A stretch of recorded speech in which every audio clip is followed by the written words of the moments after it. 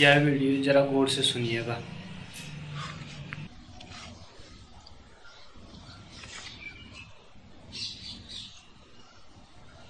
पहला प्रश्न। भगवान, कली शयानो भवति संजिहानस्तु द्वापरा उत्तिष्ठन् स्त्रेता भवति कृतं संपद्वैते चरम चरे वेति चरे वेति। जो सो रहा है वह कली है, निद्रा से उठ बैठने वाला द्वापर है, उठकर खड़ा हो जाने वाला त्रेता है, लेकिन जो चल पाता है वह कृतयुग, सतयुग, स्वर्ण युग बन जाता है। इसलिए चलते रहो, चलते रहो। भगवान इतरे ब्राह्मण के इस सुभाषित का अभिप्राय समझाने का अनुग्रह करें। नित्यानंद, यह सूत्र मेरे अत्यंत प्यारे सूत्रों में से एक है। जैसे मैंने ही कहा हो, मेरे प्राणों की झनकार है इसमें। 100% मैं इससे राजी हूं। इस सूत्र के अतिरिक्त सतयुग की, द्वापर की, त्रेता की, कलयुग की जो भी परिभाषाएं शास्त्रों में की गई सभी गलत है। यह अकेला सूत्र है जो सम्यक दिशा में इशारा करता है। यह सूत्र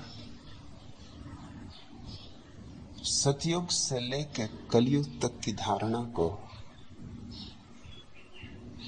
समय से मुक्त कर लेता है, समाज से मुक्त कर लेता है, अतीत, भविष्य, वर्तमान से मुक्त कर लेता है और इसे प्रतिष्ठित कर देता है व्यक्ति की चेतना में, व्यक्ति के जागरण में, उसकी समाधि में। और मेरे लेखे न तो समाज सत्य है, न समय सत्य है। सत्य है तो केवल व्यक्ति, क्योंकि व्यक्ति के पास स्पंदित प्राण है, जीवन, बोध है, आत्मा है। समाज के पास न तो कोई आत्मा है, न कोई हृदय का स्पंदन है, न जागने की कोई संभावना है। जागने वाला ही वहां कोई नहीं, विवेक ही वहां कोई नहीं। और समय तो मनुष्य की वासनाओं का विस्तार है। अतीत का कोई अस्तित्व नहीं। जो बीता सो बीता, अब कहीं भी नहीं, सिवाय तुम्हारी स्मृतियों में। जैसे यात्री गुजर जाए और धूल उड़ती रह जाए। उड़ती हुई धूल यात्री नहीं।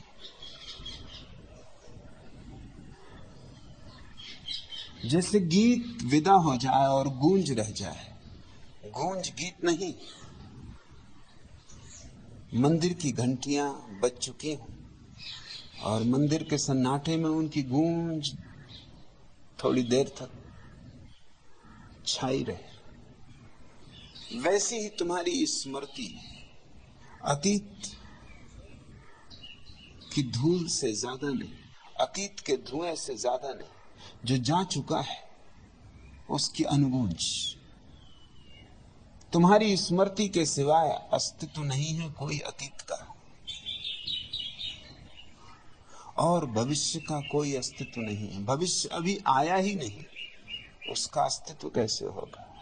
लेकिन जो विक्षिप्त है वो अतीत में और भविष्य में ही जीते। जो विमुक्त है वे वर्तमान में जीते, क्योंकि वर्तमान ही केवल है। उसका न तुम्हारी स्मृति को से कोई संबंध है और न तुम्हारी वासना से। अतीत है स्मृतियों का संग्रह। जिन मुर्दों को तुम ढो रहे हो वह अतीत है। जिन्हें तुम ढो रहे हो वो लाशें हैं, सड़ गई, उनसे दुर्गंध उठ रही। उस दुर्गंध ने तुम्हारा नरक बना दिया है, मगर तुम लाशों को छोड़ते नहीं। तुम लाशों को सजाते हो, तुम लाशों की पूजा करते हो, तुम मुर्दों के भक्त, तुम मृत्यु के आराधक। और फिर अगर तुम्हारा जीवन इसी मृत्यु के नीचे दब जाता है, इसी जहर से विषाक्त हो जाता है, तो कुछ आश्चर्य नहीं, यह स्वाभाविक निष्पत्ति। और अगर किसी तरह अतीत से छूटे भी तो एक पागलपन से छूटते नहीं कि तत्क्षण दूसरे पागलपन में प्रवेश कर जाते। वो दूसरा पागलपन है भविष्य। अतीत है स्मृति और भविष्य है वासना, कल्पना। ऐसा हो जाए और जैसा तुम चाहते हो वैसा कभी ना होगा। कभी हो भी जाए भूल चूके से, कभी संयोग वसात वैसा हो भी जाए, तुम्हारे किए तो नहीं लेकिन संयोग से हो जाए, तो भी तृप्ति नहीं आएगी। यहां जो असफल होते हैं वे तो असफल होते ही, और 100 में 99% असफल होते। और यहां जो सफल होते उनकी असफलता और भी बड़ी, असफलों से भी ज्यादा बड़ी। क्योंकि जो असफल हुआ उसके मन में तो अभी भी आशा होती कि शायद कल जीत द्वार खटखटाए। अभी उसका भविष्य समाप्त नहीं होता। अभी वासना आज से हट के कल पे चली जाती। वही तो वासना का ढंग है, वो हमेशा आगे सरकती रहती। अतीत है तुम्हारी पीछे पड़ने वाली छाया और भविष्य तुम्हारी आगे पड़ने वाली छाया। छायाओं का क्या भरोसा, तुम आगे हटते हो छाया और आगे हट जाती। छाया माया है। इस छाया को तो तुम माया नहीं कहते, संसार को माया कहते। जो है उसको माया कहते, और जो नहीं है उसके साथ विवाह रचाए बैठे, उसके साथ गठबंधन कर लिया है। और जो नहीं है में जिएगा वो खाली ही रह जाएगा, रिक्त ही मरेगा। कभी संयोग से ये भविष्य पूरा भी हो जाए, याद रखना, संयोग से, तुम्हारे किए से कुछ भी नहीं हो सकता। तुम बहुत छोटे हो, अस्तित्व बहुत बड़ा है। जैसे बूंद सागर से लड़े, क्या जीतने की उम्मीद। जैसे पत्ता उसी वृक्ष से लड़े जिससे उसे रसधार मिल रही, क्या कोई संभावना है विजय की? हार सुनिश्चित है। लेकिन कभी भूले चूके दांव कहीं ठीक ही लग जाए तो और भी बड़ी हार, और भी बड़ी पराजय, और भी बड़ा विषाद घेर लेता। क्योंकि जीत तो हाथ लगती, लेकिन जीत ने जो भरोसे दिए थे, जो वायदे किए थे, वो कुछ भी पूरे नहीं होते। जिस दिन जीत हाथ में लगती उस दिन पता चलता है जीत से बड़ी कोई हार नहीं। क्योंकि जीवन जिसके लिए लगा दिया, जिसे सोना समझकर दौड़े थे, और छोटे छोटे लोग ही नहीं, तुम्हारे मर्यादा पुरुषोत्तम राम तक स्वर्ण मृग के पीछे दौड़ रहे, असली सीता को गमा बैठे नकली स्वर्ण मृग के पीछे। और ये सबकी कथा है। असली को गमा बैठते हैं लोग नकली के पीछे, सोने के मृग के पीछे भागे। पागल से पागल आदमी को भी समझ में आ जाएगा कि सोने के मृग कहीं होते। जगत को तो कहते हैं मृग मरीचिका, यही राम। जगत को तो कहते हैं कि जैसे सपने में देखा गया माया, मृग मरीचिका। जैसे कि मृग प्यासा भटक जाए मरुस्थल में और दूर उसे सरोवर दिखाई पड़े, और यही राम सोने के मृग के पीछे दौड़ रहे। किसकी मरीचिका बड़ी? अगर मृग को मरुस्थल में प्यास के कारण दूर सूरज की किरणों के पड़ने से, सूरज की किरणों का एक ढंग है, जब खाली रेत पर वो पड़ती और रेत उत्तप्त हो जाती तो उत्तप्त रेत किरणों को वापस लौटाने लगती। उन किरणों की लौटती हुई तरंगें दूर से यूं मालूम पड़ती जैसे कि पानी लहरें ले रहा हो। मालूम ही नहीं पड़ती, प्रमाण सहित मालूम पड़ती, क्योंकि जब सूरज की किरणें वापस लौटती तो उनकी लहरें जलवत ही होती, तरंगें होती, और उन तरंगों में पास खड़े वृक्षों की प्रतिछाया बनती जैसे सरोवर में बनती। उस प्रतिछाया को देखकर मृग को भरोसा आ जाता, तर्क पूरा हो जाता। पानी होना ही चाहिए, नहीं तो छाया कैसे बनेगी? और प्यास इतनी कि पानी को मान लेने की स्वाभाविकता है। प्यास जितनी बढ़ जाती उतनी ही आंखें प्यास से आच्छादित हो जाती। जहां पानी नहीं है वहां भी पानी दिखाई पड़ने लगता। और फिर प्रमाण सहित तो मृग अगर धोखा खा जाए क्षमा योग्य, मगर राम को मैं क्षमा न कर सकूंगा। राम तो बिल्कुल अक्षम्य, ये बातें तो ज्ञान की, और जो कर रहे हैं वो मृग से भी गया बीता। सोने का मृग नहीं होता। इसे बुद्धू से बुद्धू आदमी को भी समझने में अड़चन ना आएगी, लेकिन राम सोने के मृग के पीछे चले गए और गमा बैठे सीता को। राम ही गलती में थे ऐसा नहीं था, सीता भी गलती में थी। क्योंकि जब राम चिल्लाए दूर जंगल से कि मुझे बचाओ, मैं खतरे में पड़ गया हूं, तो सीता ने धक्के दिए लक्ष्मण को कि तू जा। राम कह गए थे पहरा देना। लक्ष्मण दुविधा में पड़ गया, राम की मानो कि सीता की मानो। और सीता ने ऐसी चोट की लक्ष्मण पर कि तिलमिला उठा। कहीं घाव तो था, छू दिया सीता। वो घाव और सीता का छूना बड़ा अर्थपूर्ण। सीता ने कहा मुझे पहले से ही पता है कि तेरी नजर मुझ पे, कि राम अगर मर जाए तो तू मुझ पे कब्जा कर ले। और सीता ने ये बात यूं ही नहीं कही होगी, लक्ष्मण के इरादे नेक इरादे रहे होंगे।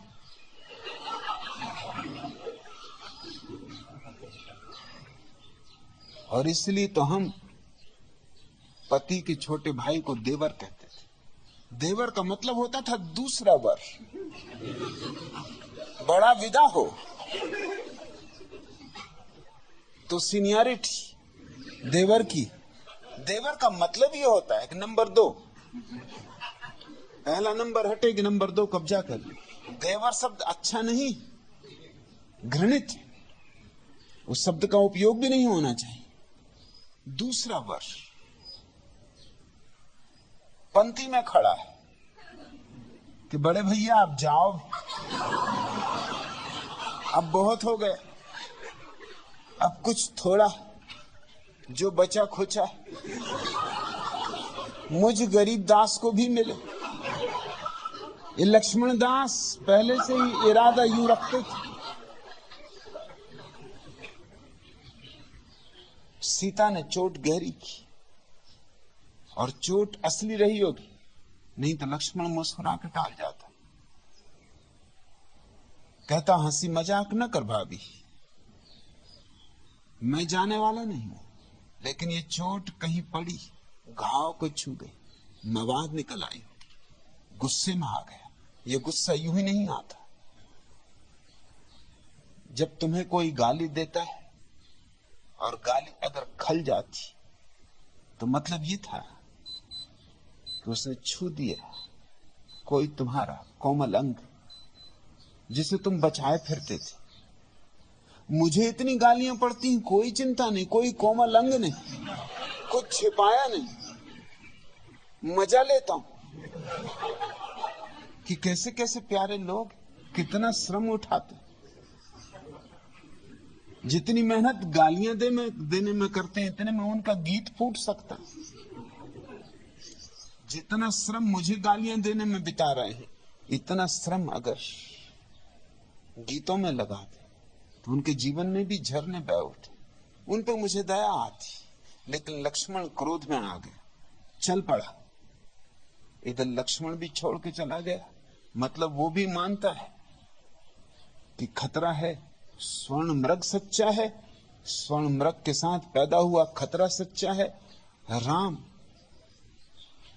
जो कि परमात्मा के पर्यायवाची हैं इस देश में, अर्थात सर्वव्यापी, लेकिन इतना ना समझ पाए ये सोने के मृग में व्याप्त ना हो पाए। सर्वज्ञ, सब जानते, वो इतना ना जान पाए कि सोने के मृग नहीं होते।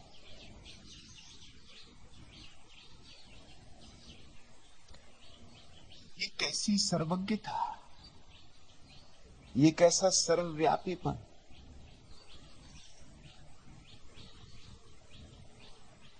यह सब बकवास है। और सर्वशक्तिशाली, तो सर्वशक्तिशाली को क्या खतरा हो सकता है? जो वो चिल्लाए कि मुझे बचाओ, अब इसको कौन बचाएगा? सर्वशक्तिशाली को कौन बचाएगा?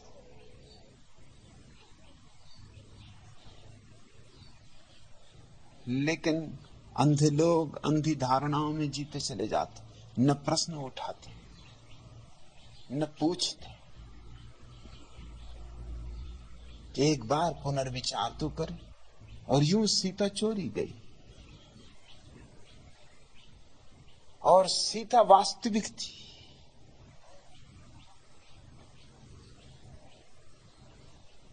और सीता का ये अपहरण, इसमें तीनों का हाथ है, राम का, लक्ष्मण का, सीता का। रावण का अकेला जुम्मा नहीं।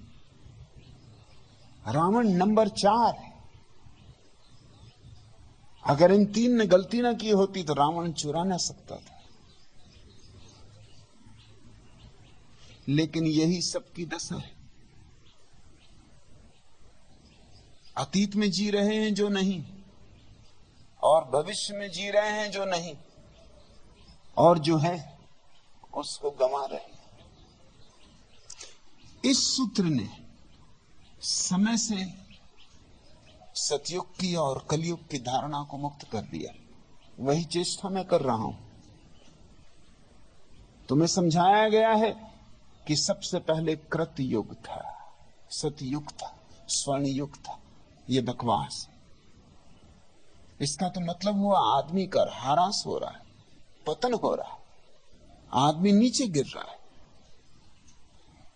पहले सब श्रेष्ठ था, अब सब अश्रेष्ठ हो गया है। समय जब पूर्ण संतुलित था तब कृत युग था, सतयुग था। जो करते उसका तत्क्षण फल मिलता था, इसलिए कृतयुग। सतयुग क्योंकि जो बोलते वही सत्य होता, कहीं कोई झूठ ना था। स्वर्ण युग कहीं कोई दीनता ना थी, दास्ता ना थी, दरिद्रता ना थी। ये सब बातें झूठ है। जितने पीछे जाओगे उतनी दरिद्रता थी, उतनी दीनता थी, उतनी गुलामी थी। राम के समय में बाजारों में आदमी बिकते थे।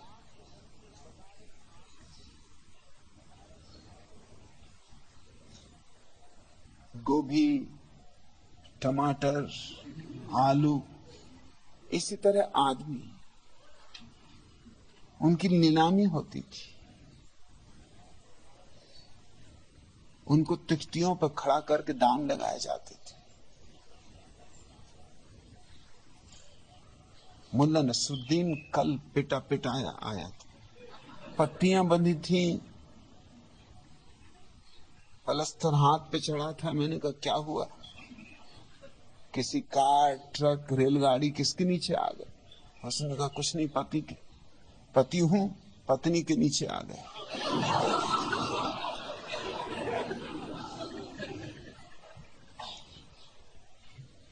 जरा सी भूल हो गई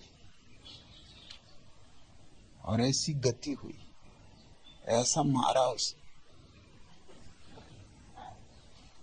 कि छठी का दूध याद दिलाती है।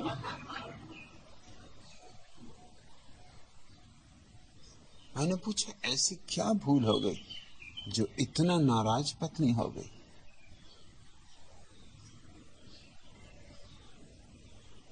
आखिर क्या? मुल्ला नसरुद्दीन ने कहा अब क्या कहूं, अब क्या और कह के अपनी फजीयत कराऊं? एक सपने के पीछे सब हुआ।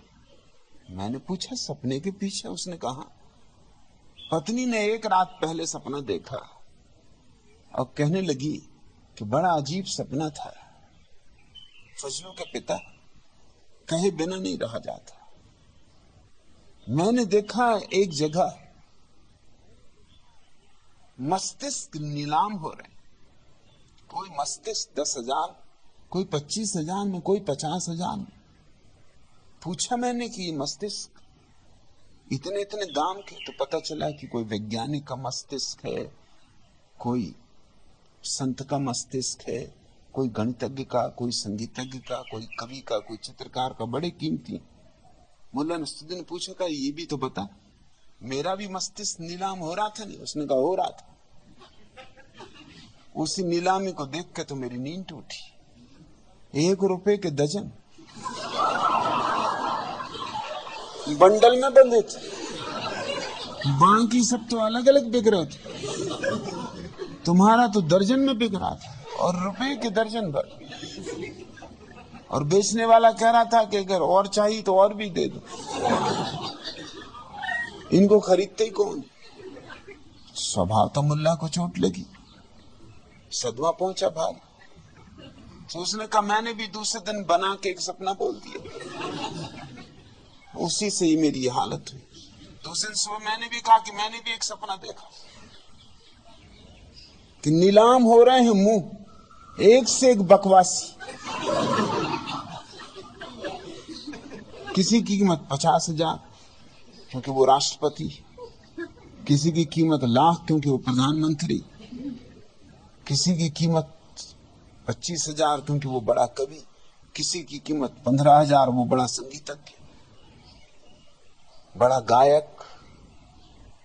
पत्नी ने कहा मेरा भी मुंह नीलाम हो रहा था कि नहीं? मुल्ला नसरुद्दीन कहा हो रहा था। अरे तेरे मुंह में ही तो नीलामी चल रही थी।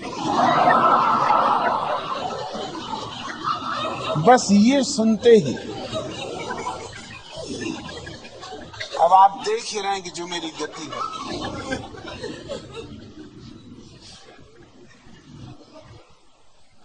तुम जी रहे हो सपनों में, अतीत भी सपना है, भविष्य भी सपना है। एक जा चुका, एक आया है, और इन दो पाठों के बीच पिस रहे हो। लेकिन ये कहानियां तुम्हें यही कही जा रही कि पहले था कृतयुग, वहां तुम जो करते वही हो जाता। उस समय ये कहावत सच न थी, man proposes and God disposes. आदमी प्रस्तावित करता है और ईश्वर इंकार कर देता। ये उस समय बात नहीं होती थी।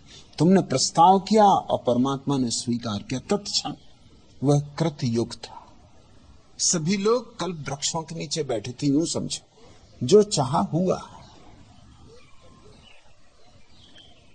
सतयुग था, कोई झूठ नहीं बोलता था, लोग मकानों पे ताले नहीं लगाते थे। ये सब बकवास है, ये बिल्कुल बकवास है। दीनता भयंकर थी। राम के समय में बाजारों में स्त्रियां और पुरुष बिक रहे थे, इससे ज्यादा दीनता और क्या होगी। दरिद्रता भयंकर थी। हाँ, ये और बात कि दरिद्रता इतनी भयंकर थी कि वो बगावत भी करने का विचार नहीं कर सकता था। बगावत के लिए भी थोड़े सुख का स्वाद चाहिए। बगावत हमेशा मध्यवर्गीय लोगों से उठती, दरिद्रों से नहीं उठती, दीनों से नहीं उठती, भिकमंगों से नहीं उठती। तुमने कोई क्रांतियां भिकमंगों के होते हुए नहीं देखी होंगी कि भिकमंगों ने क्रांति कर दी। भिकमंगे ने तो स्वाद ही नहीं जाना सुख का, क्रांति कैसे करेगा। ये तो मध्यवर्गीय लोग, कार्ल मार्क्स और लेनिन और एंजल्स और माओ सेतुंग और स्टालिन, सब मध्यवर्गीय लोग हैं। बातें करते हैं गरीब की, गरीब को भड़काते हैं क्योंकि उसी के बल पे खड़े हो सकते हैं। अमीर के खिलाफ खड़े होना है, अमीर को तो भड़का नहीं सकते, गरीब को भड़का सकते हैं। मगर ध्यान रखना कि जो भड़काने वाला है वो दोनों के बीच में है, ना वो गरीब है ना वो अमीर है, वो मध्य में त्रिशंकु की भांति। उसने थोड़ा सा सुख पाया है अमीरी का और बहुत दुख पाया है गरीबी का। अब उसको भरोसा है कि अगर थोड़ी चेष्टा करे तो अमीर हो सकता है। गरीब का सहारा लेना पड़ेगा। इसलिए क्रांतियां मध्यवर्गीय लोग करते हैं, गरीब का उपयोग करते हैं क्रांति। कटता हमेशा गरीब है, चाहे अमीर काटे चाहे मध्यवर्गीय काटे, कटेगा गरीब। मेरे पिता के पिता सीधे साधे ग्रामीण आदमी थे, मगर वे कुछ कहावतें बड़ी कीमती बोलते थे। ग्राहक, कपड़े की उनकी छोटी सी दुकान थी और वो ग्राहक से पहले ही पूछ लेते थे क्या इरादे, दाम ठीक ठीक बता दूं, मोल भाव नहीं होगा फिर, या कि मोल भाव करना, तो फिर उस हिसाब से चलूं। एक बात ख्याल रखना कि तरबूज छोरे पे गिरे कि छोरा तरबूज पे गिरे, हर हालत में तरबूज कटेगा। इसलिए जो तुम्हारी मर्जी, कटोगे तुम ही। और उनसे लोग राजी होते थे। ये कहावत ग्रामीण को जचती थी कि बात तो सच, चाहे खरबूज को गिराओ छोरे पर और चाहे छोरे को गिराओ खरबूज, कोई छोरा कटने वाला नहीं। सो उनसे राजी हो जाते थे कि आप मोल भाव करने में कोई सार नहीं, जो ठीक ठीक भाव हो बता दो। जब कटना ही मुझे है तो जितना कम कटू उतना ही बेहतर, कि छोरे पे ही छोड़ देना ठीक है।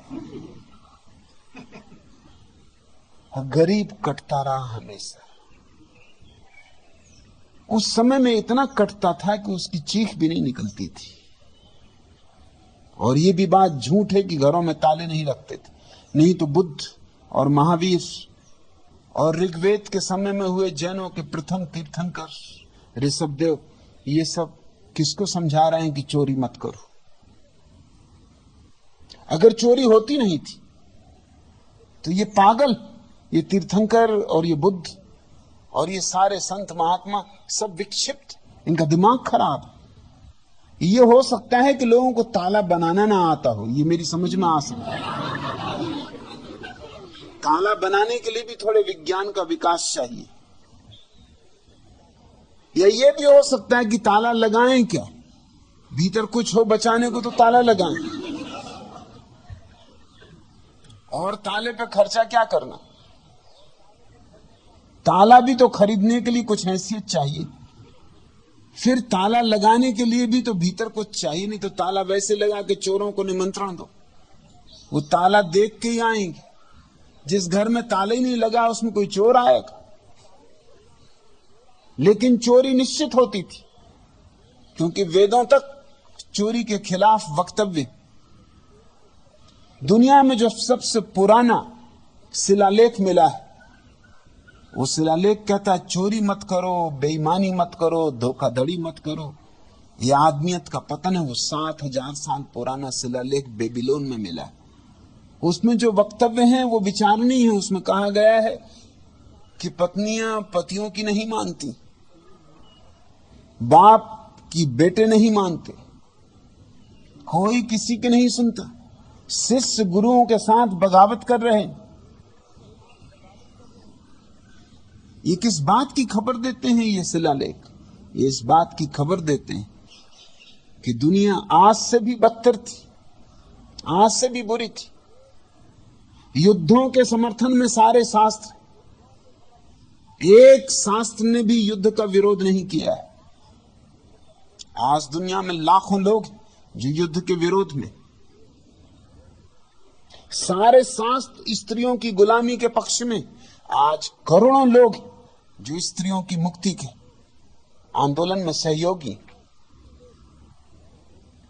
सभी शास्त्रों ने गुलाम को, दास को समझाया कि यही तेरी नियति, यही तेरा भाग्य, विधाता ने तेरी खोपड़ी में लिख दिया, अब इससे बचने का कोई उपाय नहीं, सहज भाव से गुजार ले। लेकिन किसी ने क्रांति का उद्घोष नहीं दिया। क्या खाक कृतयुग था ये? क्या खाक सतयुग था ये? हाँ, रहा होगा स्वर्ण युग कुछ लोगों के लिए। लोग कहते हैं कि भारत कभी सोने की चिड़िया थी। जिनके लिए तब थी उनके लिए अब भी, बिरला के लिए, टाटा के लिए,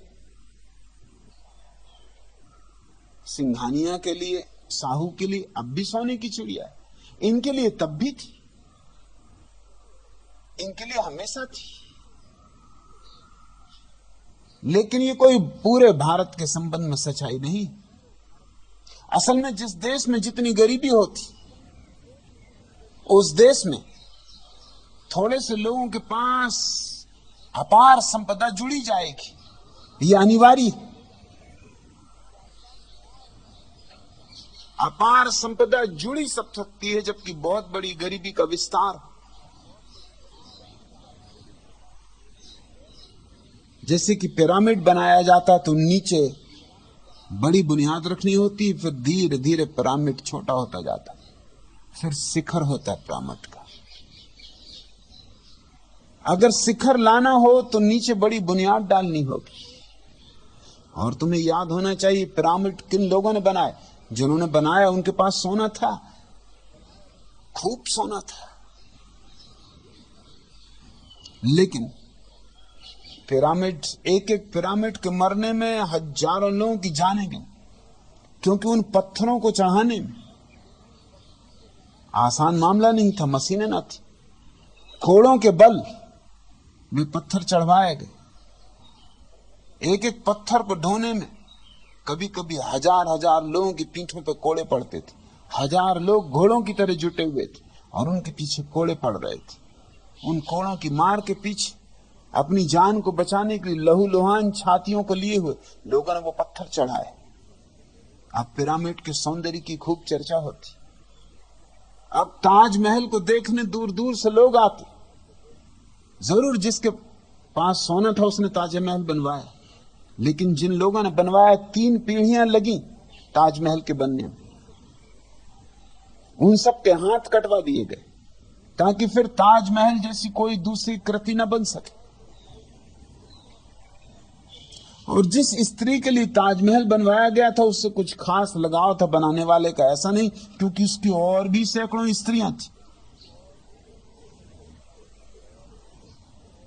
ये अपने ही अहंकार की उद्घोषणा थी।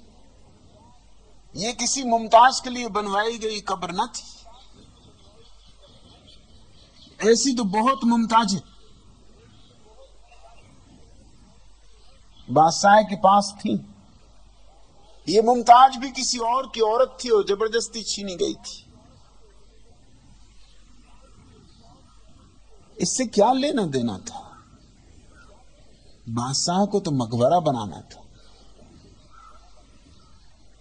और शाहजहां जिसने ये मकबरा बनवाया, उसके बेटे को ये बात साफ थी औरंगजेब को कि मकबरा अहंकार का प्रतीक है। शाहजहां एक और मकबरा बनवा रहा था यमुना के दूसरी तरफ। ये मकबरा सफेद संगमरमर से बनवाया गया। दूसरा मकबरा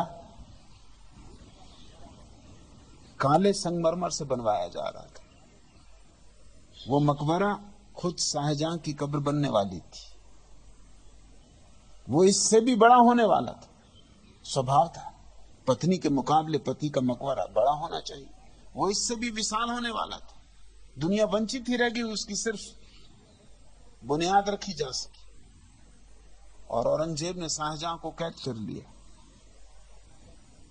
और उसने कहा ये मकबरा नहीं बनेगा, ये अहंकार के शिखर नहीं उठेंगे, उसने मकबरा नहीं बनने दिया। जब शाहजहां कैद कर लिया गया तो उसने एक ही प्रार्थना की औरंगजेब से, तो और मुझे कुछ नहीं चाहिए, लेकिन 30 बच्चे मुझे दे दो जिनको मैं पढ़ाऊं लिखाऊं।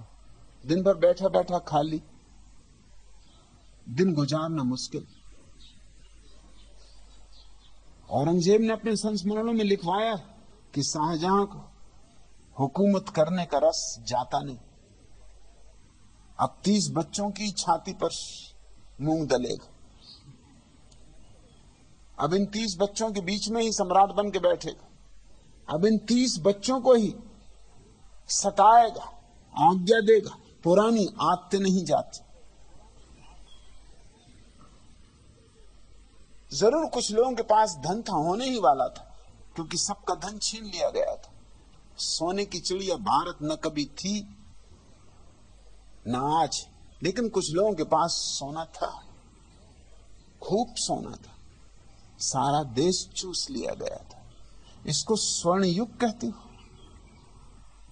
यह धारणा प्रचारित की गई है पंडितों के द्वारा कि सब सुंदर बीत चुका है, अब आगे सिर्फ अंधेरा है, निराशा है।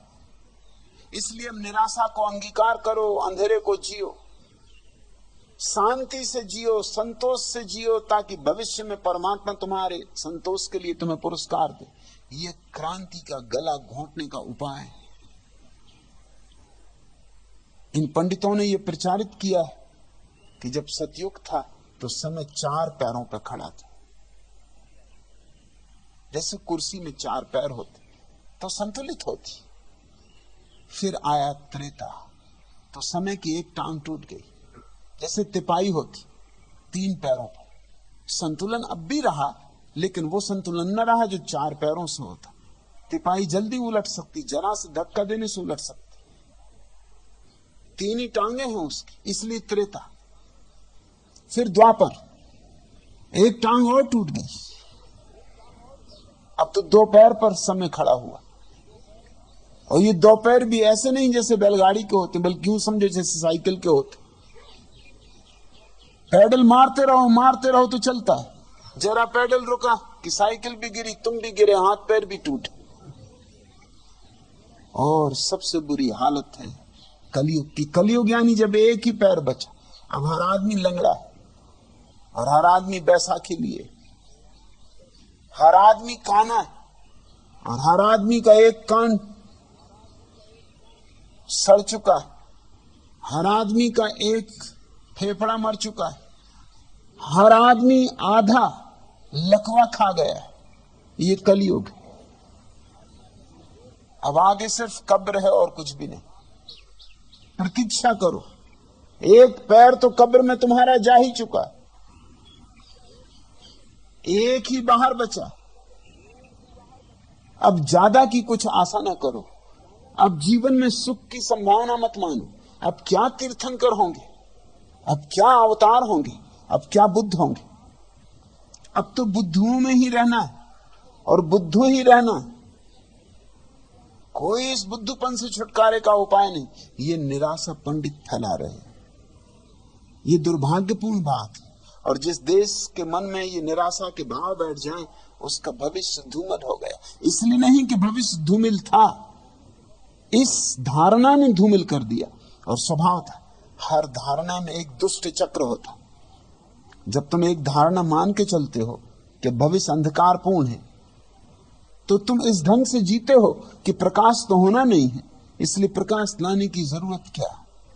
घर में तेल हो, बाती हो, दिया हो, माचिस हो, तो भी तुम दिया जलाते नहीं। जब दिया जलना ही नहीं, जब ये समय के ही अनुकूल नहीं, तो क्यों खाक मेहनत करनी, अंधेरे में ही जियो। और जब अंधेरे में जीते हो तो स्वभावतः तुम्हारी धारणा को पोषण मिलता कि ठीक कह गए संत, ठीक कह गए महंत, ठीक कह गए ऋषि मुनि, क्या आगे अंधेरा है, अंधेरा अंधेरा ही तो दिख रहा, अंधेरा बढ़ते ही जा रहा। तुम्हारी धारणा के कारण दिया नहीं जलाते, क्योंकि आगे अंधेरा है, दिया जलने वाला नहीं। जैसे कि अंधेरे ने कभी दिए को बुझाया, अंधेरे की क्या कुबत, क्या बिसात कि दिए को बुझाते। अंधेरा नपुंसक, अंधेरा है ही नहीं। जब दिया जलता है तो तुम लाकर टोकरी भर अंधेरा भी उसके ऊपर डाल दो तो भी दिया बुझेगा नहीं। लेकिन अंधेरे के डर से लोग दिया नहीं जला रहे, तो फिर तो अंधेरा रहेगा। और जब अंधेरा रहेगा तो स्वभावतः धारणा को पोषण मिलेगा कि ठीक कहा शास्त्रों ने कि अंधेरा ही अंधेरा। तुम जीवन को सुंदर बनाने की चेष्टा छोड़ दी तो सड़ गए तो तुम्हारे ऋषि मुनि सही सिद्ध हो रहे हैं। ये तो होना ही था, ये तो पहले ही कह गए थे लोग, मानो या न मानो, मगर जो होना है वह होना, जो बदा है वह होना। इस तरह भारत को भाग्यवादी बना दिया है।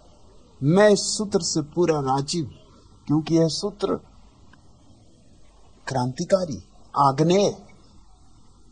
यह सूत्र तुम्हारी समझ में आ जाए तो तुम्हें धर्म की नई परिभाषा, एक नया बोध पैदा हो, एक नई किरण जगे। कली शयनो भवति, इसने अर्थ ही बदल दिया। ये सूत्र कहता है जो सो रहा है वह कली है। इसने संबंध ही तोड़ दिया समय से, इसने संबंध जोड़ दिया मूर्छा से। और यही बुद्ध पुरुषों का अनुदान है इस जगत को, कि तुम्हारे कांटों को भी फूलों में बदल देते, तुम्हारी मूढ़ताओं को भी बोध की दिशा दे देते, तुम्हारे अंधविश्वासों को भी श्रद्धा का आयाम बना देते। जो सो रहा है वह कली, जो मूर्छित है वो अगर 1000 साल पहले था तो भी कलयुग में था, और 10,000 साल पहले था तो भी कलयुग में था। उसके सोने में कलयुग है। कली शयानो भवति संजिहानस तु द्वापरा, निद्रा से उठ बैठने वाला द्वापर। और जो कभी भी निद्रा से उठ बैठा, जिसने झाड़ दी निद्रा, जो लेटा नहीं बैठ गया, वह द्वापर। जब भी बैठ गया, आज तो आज, अतीत में तो अतीत में, भविष्य में तो भविष्य में, जब भी बैठ गया तब द्वापर।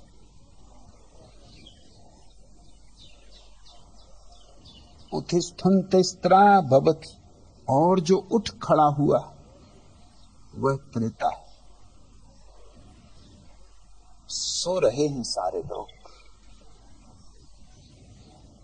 मूर्छित हैं सारे लोग, उन्हें यह भी पता नहीं वे कौन हैं, क्यों हैं, किस लिए, कहां से आते हैं, कहां जाते हैं, क्या है उनका स्वभाव। यह मूर्छा है। अपने से अपरिचित होना मूर्छा है। अपने से परिचित होने की पहली किरण जब तुम नींद से उठ बैठे, आंख खोली, बैठ गए, तो द्वापर का प्रारंभ। ये तुम्हारे चेतना के चरण, समय के नहीं।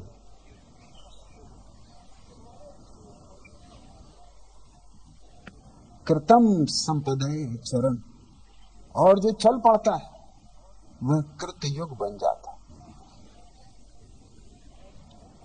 सोना, उठ बैठना, चल पड़ना, जो चल पड़ा वह कृत युग है। उसके जीवन में स्वर्ण विहान आ गया, गति आ गई तो जीवन आ गया, गत्यात्मकता आ गई तो ऊषा आ गई, तो रात टूट गई, पूरी तरह टूट गई। चरे बेची।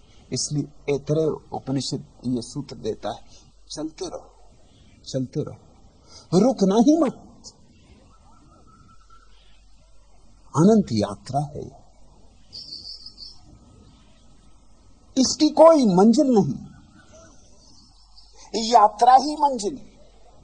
यात्रा का हर कदम मंजिल है। अगर तुम हर कदम को उसकी परिपूर्णता में जियो तो कहीं और मंजिल नहीं, यही है, अभी है, वर्तमान में, भविष्य में नहीं, अतीत में नहीं, तुम्हारे बोध में, तुम्हारे बोध की समग्रता में। मैं इस सूत्र से पूर्णतया राजी हूं। चरे बेटी चलते रहो, कहीं रुकना नहीं। रुके कि मरे, रुके कि सड़े, बहते रहे तो स्वच्छ रहे। और ये देश सड़ा इसलिए कि रुक गया, और कब का रुक गया। ये अब भी स्वर्ण युग की बातें कर रहा है, सतयुग की, कृतयुग की बातें कर रहा है। ये अभी भी बकवास में पड़ा हुआ है, अभी भी रामलीला देखी जा रही, अभी भी बुद्धू रासलीला कर रहे। हर साल वही नाटक, सदियों से चल रहा है वही नाटक। नाटक में भी कुछ नया जोड़ने का सामर्थ्य नहीं, और कहीं कुछ नया जोड़ दिया जाए तो उपद्रव हो जाए। हजीमा के कॉलेज में रामलीला खेली उन्होंने, युवकों ने जरा बुद्धि का उपयोग किया। युवक थे, जवान थे, थोड़ी बुद्धि का उपयोग किया। सुने रामचंद्र जी को सूट बूट पहना दिया, टाई बांध दी, हैट लगा दिया। अब हैट, सूट बूट और टाई के साथ धनुष बाण जस्ता नहीं से बंदूक लटका दी। स्वाभाविक, हर चीज का एक संगति होती है। अब इसमें कहां धनुष बाण जमेगा। अब इनके पीछे सीता मैया को चलाओ तो उनमें भी बदलाहट करनी पड़ी। एड़ीदार जूते पहना दी, मिनी स्कर्ट पहना दी। जनता नाराज भी हो और झांक झांक के भी देख। भारतीय जनता, भारतीय मन तो बड़ा अद्भुत मन। लोग बिल्कुल झुके जा रहे। किसी से पूछो क्या ढूंढ रहे हो, कोई कहता मेरी टोपी गिर गई, कोई कहता मेरी टिकट गिर गई। सभी का कुछ ना कुछ गिर गया। लोग झांक झांक के देख रहे हैं, नाराज भी हो रहे हैं कि ये क्या मजाक, रामलीला के साथ मजाक। और जब सीता मैया ने सिगरेट जलाया तब बात बिगड़ गई। लोग उछक के मंच पर चढ़ गए। जिन रामचंद्र जी और सीता मैया के हमेशा पैर छूते थे उनकी पिटाई कर दी, पर्दा फाड़ डाला। और इसी धूम धक्का में सीता मैया की स्कर्ट भी फाड़ डाली। अरे ऐसा अवसर कौन चूके। सीता मैया की फजीयत हो गई, ब्लाउज वगैरह फाड़ दिया। वो तो भला हो कि सीता मैया वहां थी नहीं, गांव का एक छोकरा था। चोर गुस्सा है, छोकरे की और पिटाई की कि हरामजादे, शर्म नहीं आती, सीता मैया बना।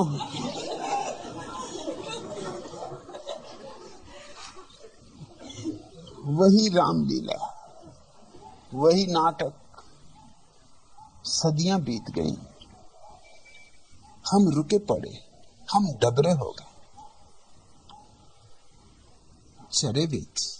चरे बेटी बहो, चलो गतिमान हो, छोड़ो अतीत को, ये जंजीरें तोड़ो,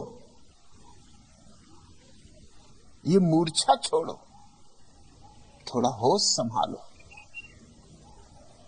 ध्यान की सारी प्रक्रियाएं, होश को संभालने की प्रक्रियाएं, ध्यान से ही यह सूत्र पूरा हो सकता है। कली शयानो भवति, ध्यान से ही तो तुम उठोगे। ये विचारों की तंद्रा तभी तो टूटेगी। ये खोपड़ी में भरा कचरा सदियों सदियों का तभी तो जलेगा। ध्यान की अग्नि ही इसे राख कर सकती। संजिहानस्तु द्वापरा, और आंख खुली तो उठ ही बैठोगे। कब तक पड़े रहोगे? जिसकी आंख खुली उसे दिखाई पड़ने लगेगा, फूल खिल गए, सूरज निकल आया, पक्षी गीत गा रहे। अब पड़े रहना मुश्किल हो जाएगा। ये जीवन का आकर्षण और जीवन का सौंदर्य, ये परमात्मा के छुपे हुए ढंग तुम्हें बुलाने के, ये उसका निमंत्रण। जागे कि सुनाई पड़ा, और तब उठकर चल पड़ोगे तलाश में सत्य की, तलाश में सौंदर्य की, तलाश में भगवत्ता की। और जो चल पड़ा उसने पा लिया, क्योंकि जो चल पड़ा वही कृतयुग बन जाता, वही सतयुग बन जाता। सतयुग में कोई पैदा नहीं होता, सतयुग अर्जित करना होता। पैदा तो हम सब कलयुग में होते हैं, फिर हम में से जो जाग जाता है वो त्रेता, जो उठ बैठता है, चल पड़ता है, वह कृत। और जो चलता ही रहता है वही भगवान, वही भगवत्ता को उपलब्ध। इसलिए भगवत्ता से उपलब्ध व्यक्ति के साथ चलना भी मुश्किल हो जाता है, वो चलता ही जाता है। कितने लोग मेरे साथ चले और ठहर गए, जगह जगह रुक गए, नील के पत्थरों पर रुक गए, जिसकी जितनी औकात थी, सामर्थ थी, वहां तक साथ आया और रुक गया। फिर उसे डरने लगने लगा कि और चलना, अब खतरे से खाली नहीं। किसी मील के पत्थर को उसने मंजिल बना लिया, और वो मुझसे नाराज हुआ कि मैं भी क्यों नहीं रुकता, मैं भी क्यों और आगे की बात किए जाता हूं। मेरे साथ सब तरह के लोग चले, जैन मेरे साथ चले, मगर वहीं तक चले जहां तक महावीर का पत्थर उन्हें ले जा सकता था। महावीर का मील का पत्थर आ गया कि वो रुक गए, और मैंने उनसे कहा महावीर से आगे जाना हो। महावीर को हुए 2500 साल हो चुके। इन 2500 सालों में जीवन कहां से कहां पहुंच गया, गंगा का कितना पानी बह गया। महावीर तक आ गए, ये सुंदर, मगर आगे जाना हो। उनके लिए महावीर अंतिम थे, वहीं पड़ाव आ जाता, वहीं मंजिल हो जाती। मेरे साथ बौद्ध चले मगर बुद्ध पे रुक गए। मेरे साथ कृष्ण को मानने वाले चले, लेकिन कृष्ण पे रुक गए।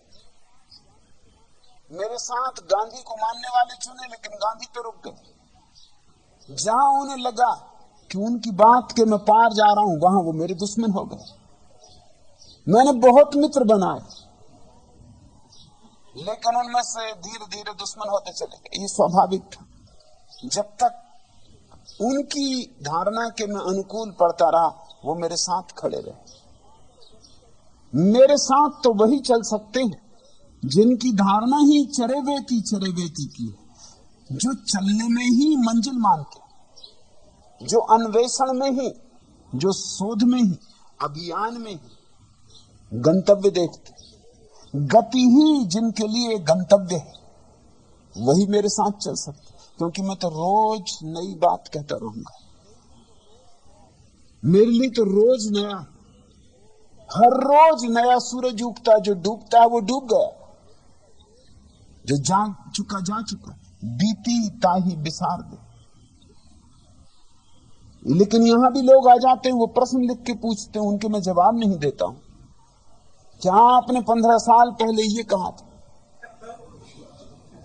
15 साल पहले जिसने कहा था वो कब का मर चुका। मैं कोई वो आदमी हूं जो 15 साल पहले था। कितने वसंत आए, कितने वसंत गए, कितने दिन हो गए, कितनी रातें आई, कितना बीत गया 15 साल। वो 15 साल पहले को पकड़े बैठे। वो प्रश्न पूछते हैं कि अब हम उसको माने कि आज जो आप कह रहे हैं उसको माने। मैं जो आज कह रहा हूं उसको मानो, और वो भी सिर्फ आज कह रहा हूं, कल भी कहूंगा, इसका कोई पक्का मत समझो। मुझे कहीं नहीं ठहरना। ठहरना मृत्यु। ठहर ठहर के ही तो गंदे डबरे हो गए। कोई मोहम्मद पर ठहर गया, मुसलमान हो गया, एक गंदा डबरा हो गया। अब लाख तुम इसके आसपास शोरगुल मचाओ, बैंड बाजे बजाओ, कि कुरान की आयतें पढ़ो, कि कपूर जलाओ, कि लोबान का धुआं उड़ाओ, कि ताजिए बनाओ, कि बली साहब नचाओ, सब कुछ करो, वो गंदा डबरा वहां और उसकी गंदगी छिपती नहीं। जो कृष्ण के साथ रुक गए वो कब के रुक गए। वहां तो कीचड़ ही कीचड़, अब तो वहां पानी पीने योग्य भी नहीं। उस कीचड़ में अब कुछ केंचुए मिल जाएं तो मैं मिल जाएं, कृष्ण तो ना मिलेंगे। और हंस अब उस कीचड़ में नहीं उतरेंगे। और परमहंसों की तो तुम बात ही मत करो। कहां कीचड़ और कहां परमहंस।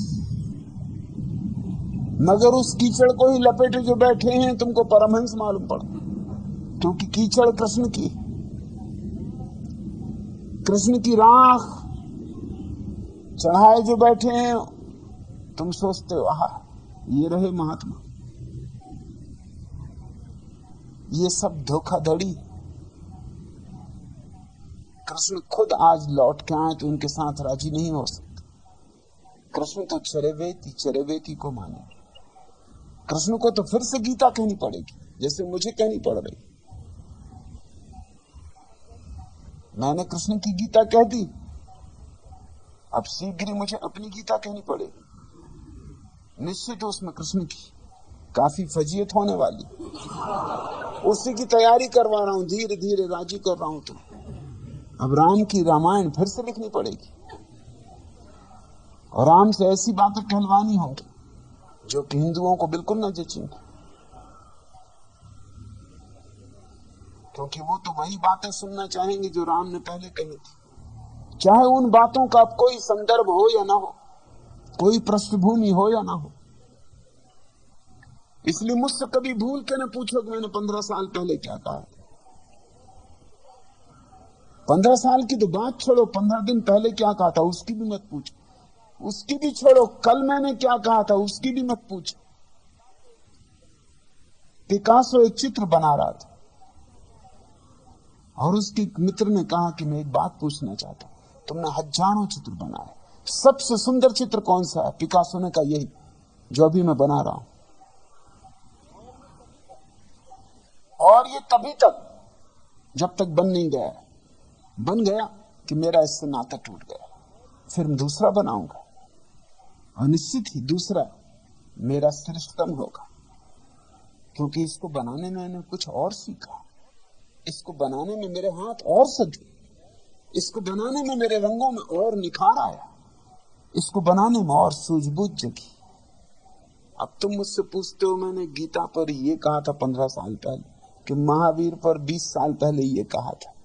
तब से मेरे हाथ बहुत सजे, तब से मेरी तुलका बहुत निखरी, तब से मेरे रंगों में नए उभार आए।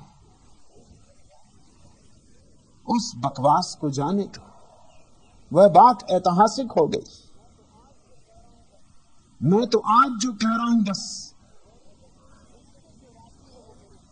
उससे जो राजी है वो मेरे साथ है, और उसे ये स्मरण रखना कि मुझसे राजी होना चरेवेती से राजी होना। कल मैं आगे चल पड़ूंगा, तब तुम ये ना कह सकोगे कि कल ही तो हमने ये तंबू गाड़ा था और अब उखाड़ना है, और हम तो इस भरोसे में गाड़े थे कि आ गए। मैं तुम्हारे सब भरोसे तोड़ दूंगा। मैं तो तुम्हें खानाबदोश बनाना चाहता हूं। खानाबदोश शब्द बड़ा प्यारा है। खाना का अर्थ होता है घर, जैसे मैं खाना,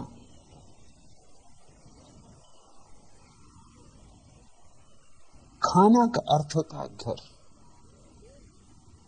दवा खाना, बदोश का अर्थ होता है कंधे पर। दोष यानी कंधा, बदोश यानी कंधे पर। खाना बदोश बड़ा प्यारा शब्द। इसका मतलब जिसका घर कंधे पर,